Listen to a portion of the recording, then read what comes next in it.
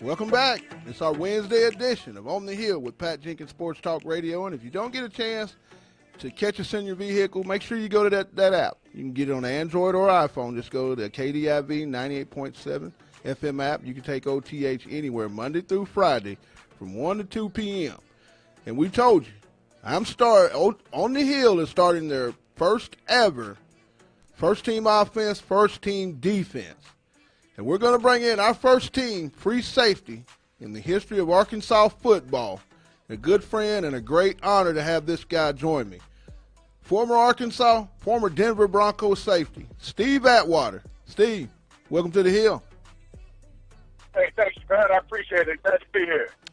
Let's get off into it. You know, you've been bestowed an honor that was given to you by the Denver Broncos back in 2005. Not a lot of people in the state of Arkansas are aware of that. Talk about just how honored you are to be recognized as one of the greats in Denver Bronco history. Oh, I'm extremely proud of it. They have these buses outside of the stadium, and mine is one of many buses out there now. I was inducted into the Ring of Fame there, and that consists of them honoring you with your name around the stadium on the inside and on the outside, and also the bus now, which is really, really an amazing sight. But as you know, with anything, it wasn't all me. You know, I had a great team of guys. You know, the organization was terrific. I just think that the environment that I played in had so much to do with my success. I could have gone to another team with an entirely different environment, with different coaches, different players, and had a totally different outcome. So I never try to take all the credit for it, because I know that the situation and my circumstances had a lot to do with my success as well. When you talk about success, it all started in Fayetteville, Arkansas, through your recruitment, by way of St. Louis, Missouri, Steve.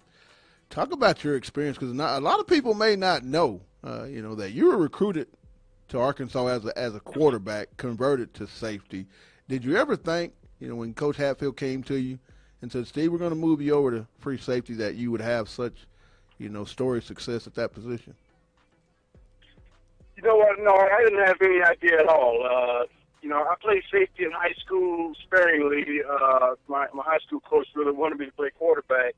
Although I wasn't a great quarterback, we had a little bit of success. I always, tell the story that when I was in high school, I threw quite a few interceptions as well. And then when I threw interceptions, man, I was going on there to try to kill someone. So they knew that I could hit from my interceptions. Talk about some of your experiences here, your time as a Razorback. What are some of the moments that that really stick out to you, and who were some of the guys, Steve, that during your time here as a freshman and beyond kind of, helped you develop, during your time at Arkansas?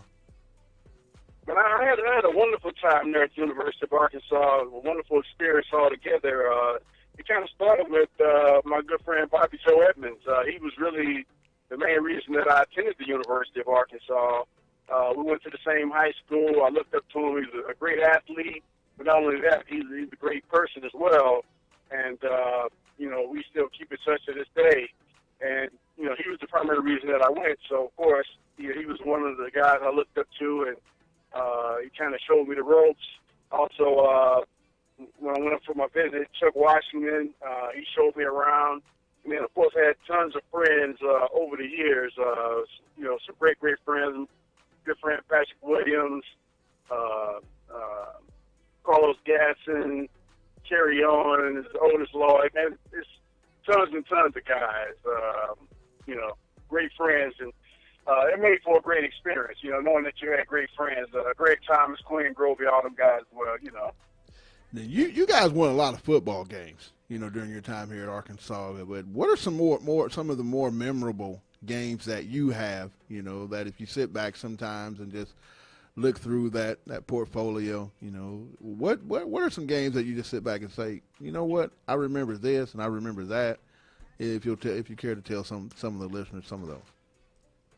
Yeah, man, I think back to several games. One big game was, a couple of Texas games, of course. Most of the Texas games I remember, but one particular time we were playing them in Little Rock, and we lost to them. They threw a last-second touchdown. We were in the red zone. I remember we were playing cover 3, and I hate playing cover 3 in the red zone.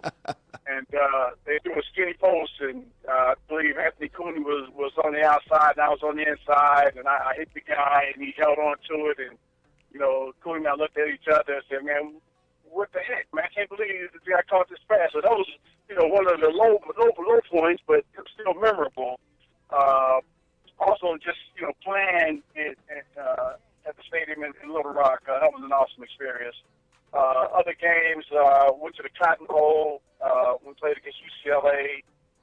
We ended up losing that game, but it was a wonderful experience. We had our goal, of course, at that time was to get to the Cotton Bowl up in the Southwest Conference.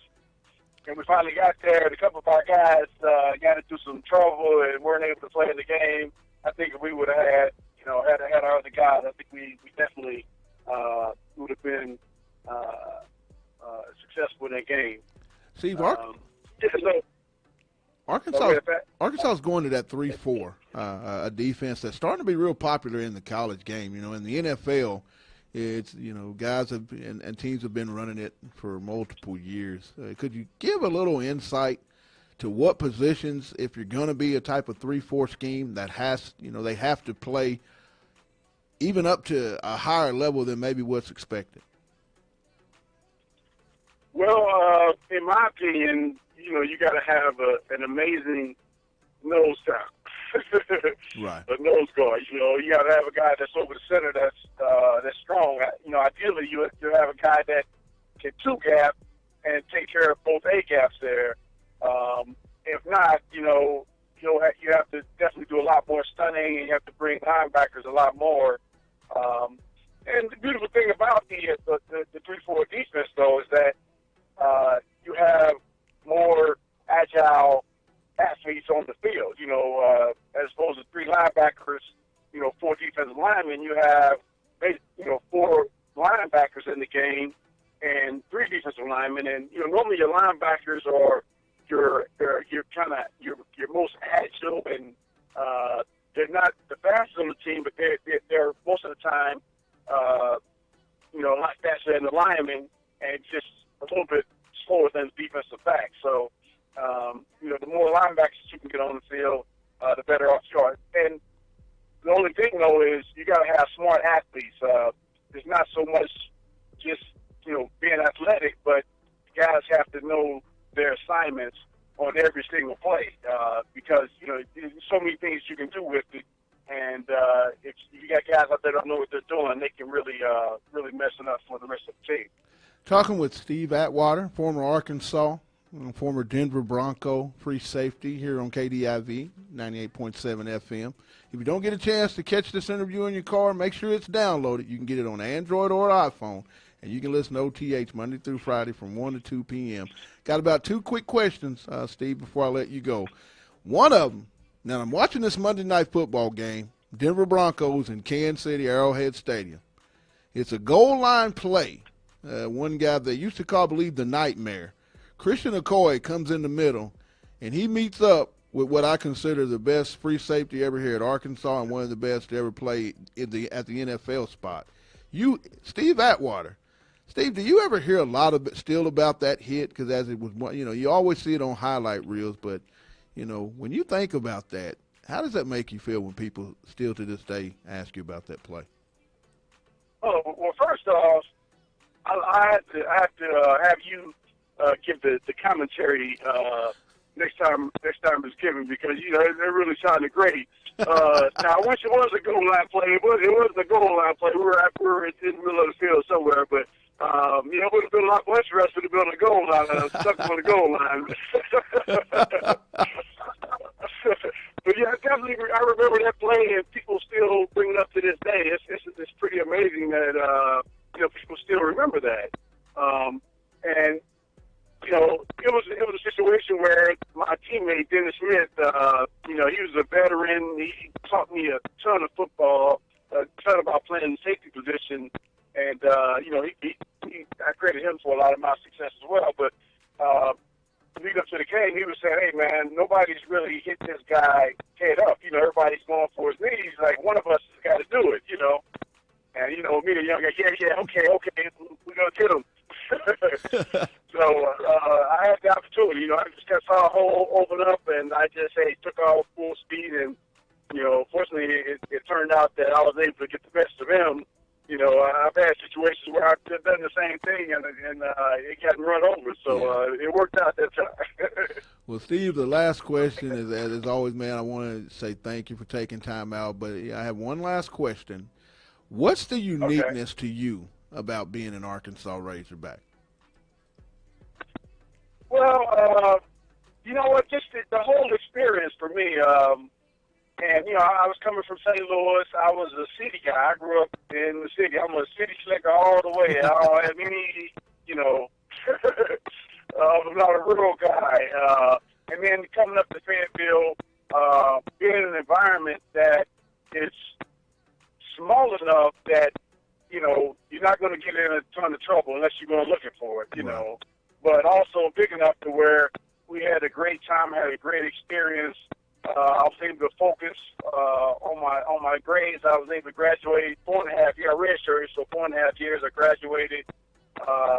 You know, the coaching situation was awesome, and it was just overall a great experience for me. And you know, being back up on the hill for the Red White game, it was awesome because I hadn't been up there in several years because my kids have been in college and they went to different colleges, and you know, it's just difficult for me to get back during that time. So I'm looking forward to getting back up there a lot more now that my kids are getting up there and out of college now. Well, see, you know what? That's good, 27. That I know this because when you're in town, hit me up, and I want to get you in studio, and we'll talk even more in depth and kind of get an overview of how this 2017 season and version of Arkansas Razorback football is going to go. But as always, my man, have a blessed one. Tell your mom I'm praying for your mother-in-law.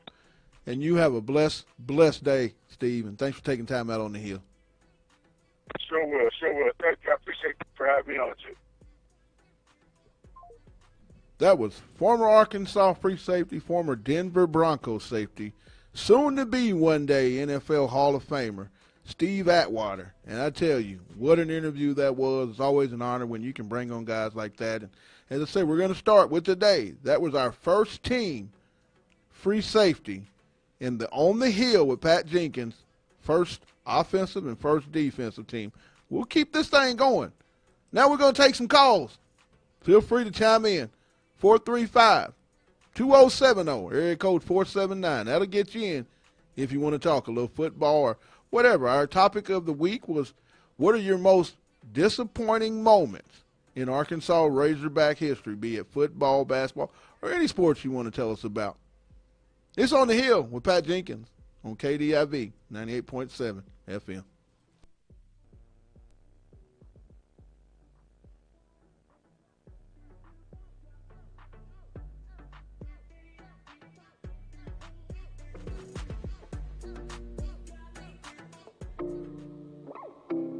The way that you stare, it's so addictive.